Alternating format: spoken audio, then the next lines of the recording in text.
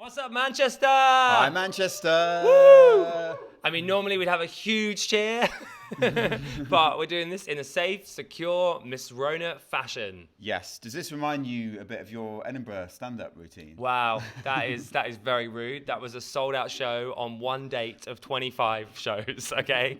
Does it remind you a bit of your of the reaction you got to your Shakespeare joke the other day? A little bit. Should I do it again? So yeah, Shakespeare has now come out as bisexual, and take it away, Dan. Yeah, it's also come out about his favourite sexual position as well. Yeah. Which is verse. And that's exactly the reaction that joke deserved. James is in a mood because I've done a good gay joke. No, that's not a good joke. It's not a good gay joke or a good joke. Welcome to Manchester Pride. We're so excited to be at the Alternative Festival this year. And today we have some amazing guests on our podcast. Yes, we're going to be joined by Mark Fletcher, who is the CEO of Manchester Pride. CEO, and we're chatting to the incredible Bright Light. He's a queer music producer. He actually made our jingle, our new theme, and he's played Manchester Pride so many times. So it's going to be amazing to get him here today. Our first guest is the CEO of Manchester Pride, Mark Fletcher. Thank you so much for having me. But before we crack on, can I just take 1 minute? Why? What are you doing? Can anybody just nip along here for me, please? I believe it is somebody's birthday today. Stop it. Happy birthday to you. Oh my God. Woo! Happy birthday to James. James. Thank you. Happy birthday to my very own balloon. Yes, happy birthday. And in a time old tradition at Manchester Pride, Colin the Caterpillar. Other cakes are available. I love a Colin the Caterpillar cake so much. So thrown you there a little, haven't I? I have a little. You have a little, but it's good. I'm excited to share it with you. My fellow Virgoan. Are you a Virgo too? Yeah, it's my birthday on Wednesday. Oh my God! So we can share this cake together. Fantastic, that's why I got it. Is the balloon in the way, by the way? Do we need to move it, or is it okay there? Didn't all the star signs get sacked off and now they're all new things? I think NASA said no to that actually. Really? Yeah, because I was a Leo for a couple of days. Yeah, I wasn't up for changing. Oh, you didn't change? No, I like being a Virgo. Right. Yeah, I kind of do, but Leos like attention and like to feel they're special. So actually, I think there might be a Leo somewhere in there. I don't look at me. I don't know anything about star signs. Trust me. Why? You're such a non-gay. I can't really see you bothering. Well, yeah. I mean, I can't do anything about it, can I? So. That's true. So Mark, you were meant to join us at our date in Manchester. Yes. Yeah, I know. So, really happy to finally sit down with you. Thank you for having me. I'm really pleased to be here on this unusual weekend here in Manchester that would normally be thriving with literally tens of thousands of people. Yeah. How is it? Different. Yeah. Yeah. It's been, it's been emotional, if I'm honest. You know, this whole process that we've gone through this weekend to create an alternative festival. I was doing some pre-recording for the Candlelit Vigil a couple of days ago, and it really just struck a chord. I had to take a second and step back. Just to remind you, how important it is what we do and how important it is to celebrate LGBTQ+ life. And that's why I'm really proud of what we've been able to pull off this weekend. You know, the message is really clear: stay at home, but still be proud of who you are and celebrate it. So it's been quite a journey. At any point where you're like, do you know what? Should we just give it a rest this year? No, you can tell this is the first time we've met. No, that's not a thing. Just sack it off this year. You know what? I've seen a lot of people do that, thinking, you know what? Let's put things on pause. But that's just not. It's just not in my nature. It's not part of who I am. You know, I will always thrive off a challenge. Sure. My team will tell you that. They'll love me and hate me for it. Once we realised that we could, I worked on a survival strategy for the charity, and once I knew that we were going to be able to be here and I was going to be able to be supported by some of my team, it was a no-brainer for me. There was no way that Manchester Pride could not celebrate LGBT+ life. And that's the thing as well. Like, as LGBTQ+ people, we are always having to fight. Like, it doesn't just turn on for Pride. It's like an all-year-round thing. So you can't just sack it off See you next year. Thanks for coming. Like it's every day for us, and Yeah. Manchester Pride obviously does amazing work with other charities throughout the year. So Yeah. could you tell us a bit about that for people that don't know what Manchester Pride do? Yeah, a lot of people still don't know or realise that Manchester Pride is a charity. Manchester Pride is one of the biggest LGBT plus charities in the UK. We run a whole different host. Well, we host a whole different. How would I phrase that best? We run a whole series of initiatives throughout the year. We support, as you mentioned, larger charities, smaller charities, and we self-fund some grassroots community initiatives as well.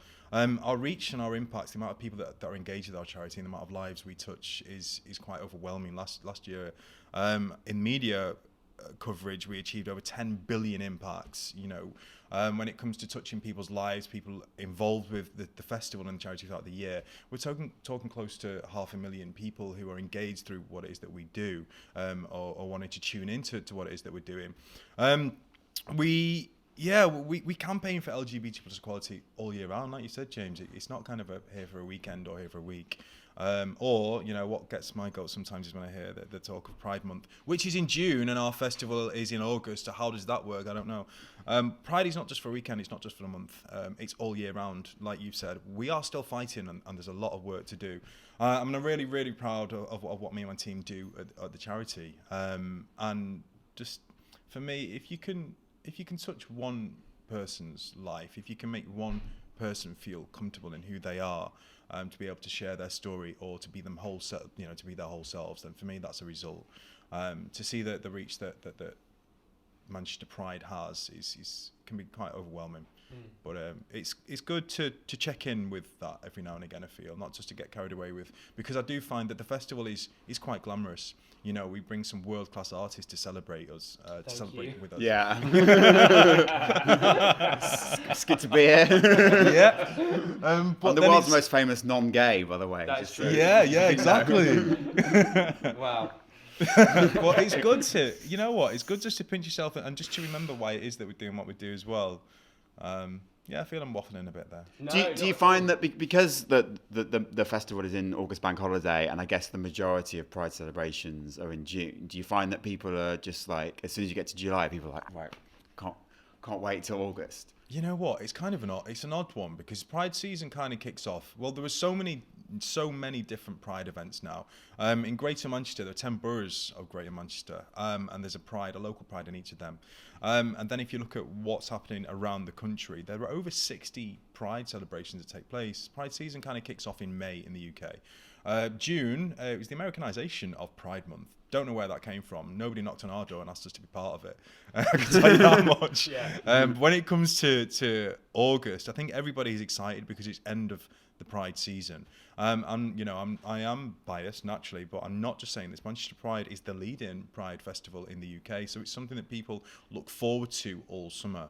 And what's been really good over the past couple of years is that we have been telling our story. People are understanding that, okay, there are things happening all year round, and we're keeping people in conversation. And I'm really proud of that. Yeah. So I haven't been to Manchester Pride before. Why am I here? Sorry. This is my first Manchester Pride. I'm very much enjoying it. What have I been missing out on for the last 15 years? Or? You've been missing out on a lot. I was asked yesterday. I was interviewed yesterday, and one of the questions was, what is it that I think is so special about Manchester when it comes to Manchester Pride? And for me, it's the people. The atmosphere in this city is incredible.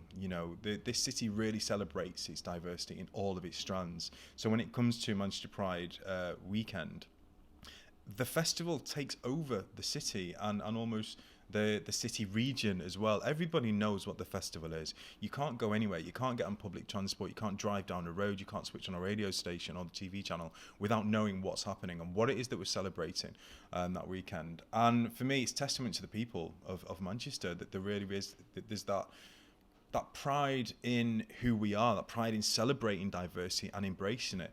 When it comes to the parade, it's fantastic, but it's not just a parade for or watched by LGBTQ plus people. It's full of families and LGBTQ plus allies, and that kind of takes your breath away. There's something special about that, and I would say it's down to the people. I think it's interesting because actually, like, what our podcast does is unites people that are different across all sorts of places all over the world, and you're doing exactly the same on a much bigger scale. Manchester Pride exists in Manchester, but its impact is huge worldwide, especially when we look at what happened with the Pride flag when you guys led the way in changing the flag to an 8-stripe flag. Can we talk about that? Because I thought that was just incredible, and I know there were some people that were confused by it. Yeah, thank you, James. And we talked about it too, right? It's great to get it from the horse's mouth. It was for me. That for me is one of the things that I'll always be proud of. You know, when I look back on in my tenure, I am still CEO at Manchester Pride, but should I ever not be? You know, one of the last things You've got your legacy down. Yeah, that's it. That is one of my legacies, and I'm really proud. You know, as an LGBT plus person of colour, it was really important for me to tell that story, and I think I had a rude awakening when I experienced racism at our festival by somebody who knew who I was in context of operating the charity. And I found it really bizarre. So then I started having the conversation and question with other queer people of colour.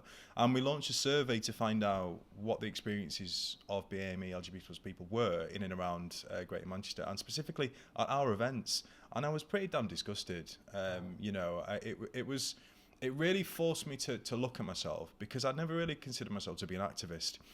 I didn't, you know, being CEO of Manchester Pride was never my dream. It happened, and it happened for the right reasons, because I quickly realised that was absolutely what I should be doing at the time that the position became available.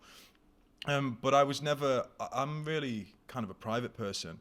So for me, that was the first time that I had to really check myself and just think about what I could do here to initiate this, to spark this conversation, to initiate change, and use my platform as a queer person of colour to say, whoa, do you know what is going on here? This is not okay. I am here heading an organisation that's championing LGBTQ plus equality, and I am facing discrimination within LGBTQ plus safe spaces, and there are tens of thousands of other people that are suffering that as well.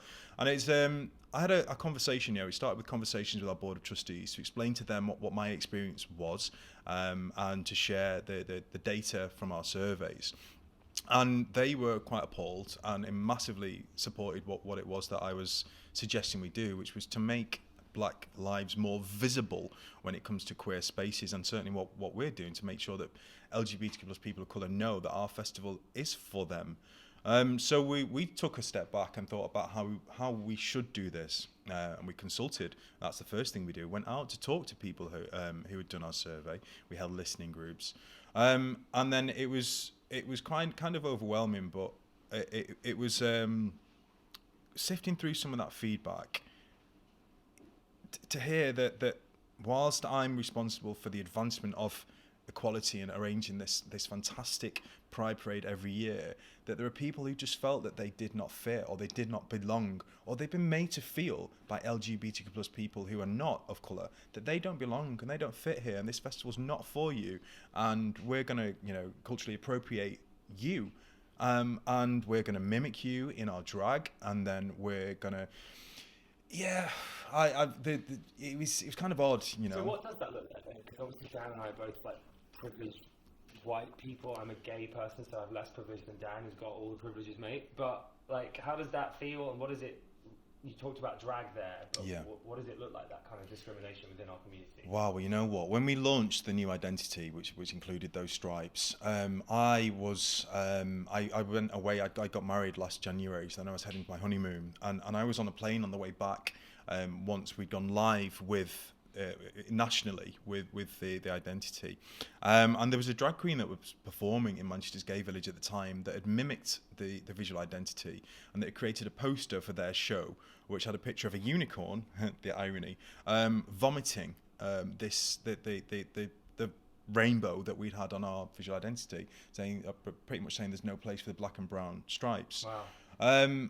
That was, you know, a massive blow and really crushing for me, because at the time I was almost, I'd really put myself out there, and as a private person that's not something I've done. I've always put myself, you know, behind my work and the organisation, but very much from behind. For me, this was stepping out and saying, well, look at me and listen to me, this is my lived experiences, and I've spoken to people, and this is a real issue. It was divisive, and that was the most shocking thing for me. Was really? what is it you're questioning? I'm telling you of a racist experience that I'm having as an LGBT plus person in an LGBT plus safe space. How can you not agree with me saying that that's not right? And it sparked the conversation, and there seemed to be controversy, and that wasn't what we were courting. We were just calling out this issue to say it's not okay. Yeah. Let's work on this. And to see the level of hate that was aimed towards me personally, and towards Manchester Pride as the organisation was shocking. And I'll be honest with you, I was I felt alone. There were peers and people that worked alongside and should have been supporting that narrative in this city that kind of fell silent. People that proclaim to represent LGBTQ plus people, they fell silent. They didn't have anything to say. One of them actually said to me that they have their own views on what the flag should look like.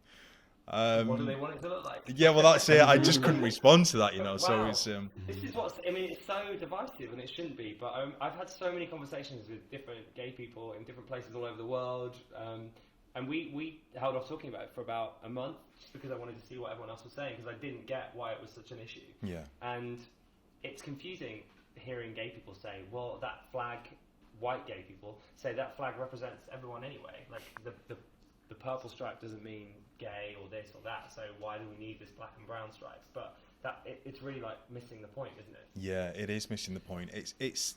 And I'm really pleased that people are starting to get it and to understand that as a person of colour who is also LGBTQ+, you face so many more levels of discrimination. And it's almost, we are seeing through what's happening at the summer, that people are understanding what racial inequality really is. And through the Black Lives Matter movement, people are starting to question what systemic racism is. I'm traumatized by what happened. My team was so respectful at the time of George Floyd's death as to how we're going to respond. This is, racism is something that we've been tackling for a long time within our organisation, and I have the support of the full team. But it makes you check. I had to check in with myself. Sorry, I just realised I'm not posing with my sunglasses. It makes you stop and think about everything you've learned and everything you've been taught. Is that right? Now, I had the thought, I've got to say this, there's a member of my team who's here at the minute who's going to take the mick out of this. I had the fortune of going to a grammar school. I passed my 11 plus. Hold on. Yeah. So this is it. They're always like, they take the mick because I like to wind them up saying, I'm just a, underprivileged council estate boy who got an opportunity to go to grammar school. So anyway, the point is I had a great education. I had an opportunity. But what I was taught, I lived in a very white world in that respect. And my heritage was not really I wasn't allowed to feel part of my black heritage within school. I got suspended for having what was a culturally... this is ridiculous. I had my hair braided and I got suspended from my school. Wow. Now, yeah. Why?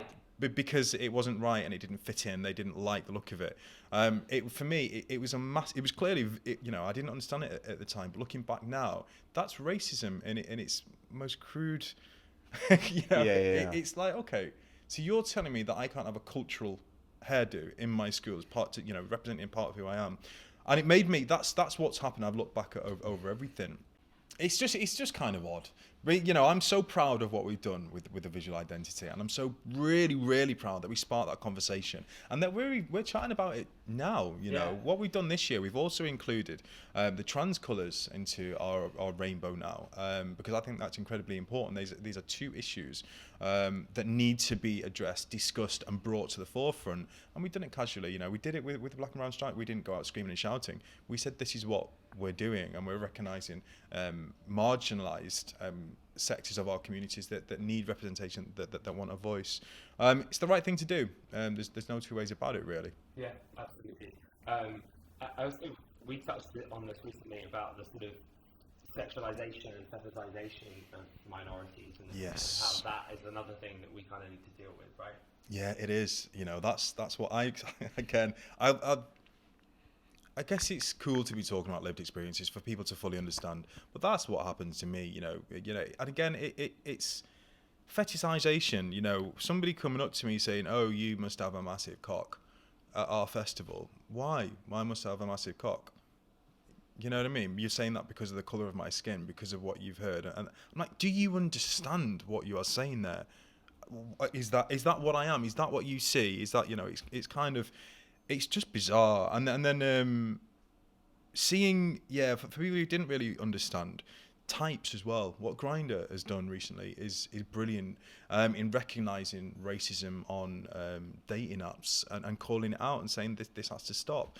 For somebody to think that they can say no blacks, Hispanics, or Asians on a Grindr profile, it's racist. It's racist in the bluntest form, and it's kind of people needed to stop and think about that. I think we've been so blinded for so many years. It's become the norm. Casual racism exists everywhere, and now when you stop and think about it, anybody with any kind of intellect or correct moral standards is just thinking, whoa, that's not right. Yeah. But it's really difficult to unlearn these things. It is, and it's so weird how we've been put into a place where we have learned them. Yes. And I guess that comes back to all of this kind of systemic racism. These words I don't necessarily understand.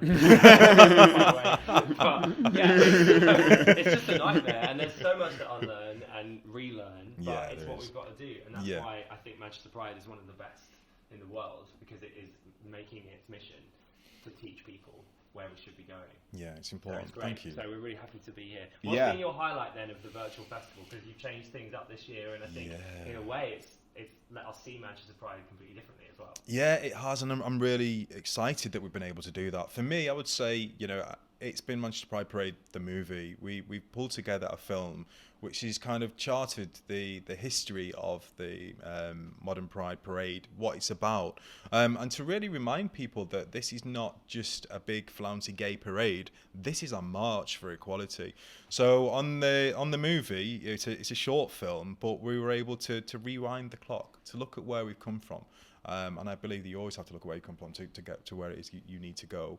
And I feel that's really going to educate a lot of people to understand, oh, wow, it was only 20 years ago that happened. Oh, wow, it was only 10 years ago that happened. For new generations coming through to understand the plight that's gone before us and why it's important, because we don't have true equality yet. It's incredible. The film, I'm really, really, really proud of it. It's had me in tears. I've watched it, I've watched it about 3 times. Well, have you watched it 3 times or not? I've watched it 3 times. Twice it had me in tears. By the 3rd time, I was like, well, there were people around. Yeah, well, no, not even that. There were people around me, and I was just conscious that they might see me in tears. It was in here yesterday, so I thought, really? Wow. Yeah. It was powerful. But it's the excitement. People have just been really thrilled that we are able to celebrate at home safely, and I just think there's much more to come as well this afternoon and tomorrow. We've kind of overwhelmed ourselves with the number of events that we've been able to create. But also what's been absolutely brilliant is the support that we've had, and people who want to take part and support what we're doing. That's been brilliant. Yeah, I mean, the Manchester Pride, the movie, is absolutely incredible. But I was hoping you were going to say the highlight was our DJ set yesterday, if I'm honest. About that. So, what time was that on? I must have fallen asleep. You know what? It was brilliant. And thank you so much. You look like you were having so much fun. I hope you did. Yeah, we were. Who won, though? Because you should really be the deciding on that. Oh, yeah. All right. Now, someone has said, are we doing this? Is somebody actually going to win? Or are we just being polite? Well, it's Pride, right? You won, James. Thank you. So you just won before we even started? Yeah. No. You know what? I walked into this and I thought, okay, which way is this going to go? And to be fair, Dan, there were some anthems that you were kicking out there, but for me, no. In terms of, if you're looking at who got me on my feet the most, James. Thank you. I mean, YMCA for Dan's choice did all right. Big tune. Big tune. Yeah. I feel like I probably swayed it, if I'm honest. I'm with you on that one. So, what's the plan for Manchester Pride 2021 at the minute? If we can even think about yeah, how I next year know. might look. Isn't that crazy to think about? Well, it takes a long time to plan a festival. My team started we do about 14 to 16 months in advance, so we're already well ahead with artist booking. We've got half of a lineup for people who want to come and celebrate with us next year. We know what we're doing, we know what the strands of the festival are, and tickets are on sale for the Manchester Pride live aspect of the festival. So that's already started. We're in a very odd situation right now. We don't know what we don't know. We're all expecting this miracle vaccine to be available to us so that we can come together again and celebrate in the way in which we know and love. And we're pinning our hopes on that, but at the same time having to come up with lots of different strategies in case we have to do a socially distanced event as well. So It keeps it interesting, Yeah. boys. It keeps it interesting. It's never boring in the Manchester Pride. Never HQ. boring. No. Yeah, that's one thing. I'm a bit of a taskmaster. My team, I've got a brilliant team and they work really hard. But I set really high expectations, and I have very high expectations of myself and therefore for the organisation as well. But it means that there's never a dull moment in the office because there's always something else that we want to work on. I can imagine. Well, Mark, thanks so much for chatting to us and thanks for having us at this amazing event. Hopefully we'll see you in 2021. You will definitely, whether that's here in this forum or whether it's or maybe on one of our performance stages, doing it head-to-head, boys. Rematch. Listen, it's been incredible. Thank you so much. It's been really therapeutic actually talking to you guys. I've loved it. Oh, really? Staying back. Our podcast is kind of like therapy. Good. I hope I've not talked too much. No. It's actually been amazing to have somebody. We have been doing interviews, but this whole time, but it's all been remote and all Zoom. And when you do a Zoom one, you've got a little countdown, because we have the free Zoom. Zoom trial. Stop talking. Like 40 minutes. Yeah. And actually, we interviewed Chaz Bono last week. And James asked him a question about Cher, and finally, I held off the whole interview. I was like, right, okay, here we go. I'm going to ask my Cher question. And then it just cut off. No, it did not. I was like, how's she doing in the pandemic? Is she okay? No, that was like, Chaz. Yeah. He just thought, no, thanks, bye. Yeah. Maybe, yeah. Yeah. Mark, I love you so much. Thank you for being on again. Thank you, boys. Thank you so much. Thank you. Oh, sorry, yeah. Woo! Oh, there was